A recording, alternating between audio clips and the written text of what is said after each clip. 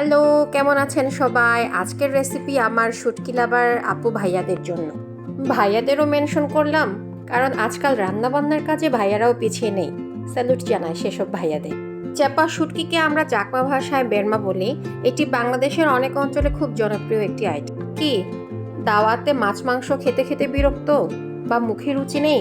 তাহলে আজকের রেসিপিটি আপনার জন্য। ঝাল ঝাল এই ভর্তা আর সাদা ভাত কি জমে উঠবে না আজকের খাবার?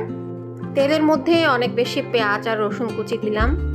আমি এখানে ঝালের জন্য দিয়ে দিলাম শুকনো পাহাড়ি সূচমরিচ বা ধানি মরিচের গুঁড়া, আর সুন্দর লাল টকটকে রঙের জন্য দিয়ে দিলাম রাঁধুনি মরিচের গুঁড়া।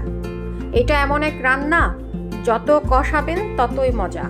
আজকে এত ঝাল খেতে ইচ্ছা করছিল, এক গাদা ধানি মরিচ গুঁড়া দেওয়ার পরও মনে হলো কম হয়েছে, পরে আবার দিয়ে দিলাম।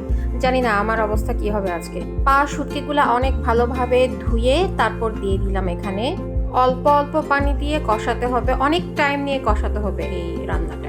অনেকেই পাটায় বেটে ভর্তা করে থাকেন, আমার হাতে অত টাইম ছিল না দেখে আমি ডিরেক্টলি এখানে পাতিলের মধ্যে দিয়ে দিয়েছি।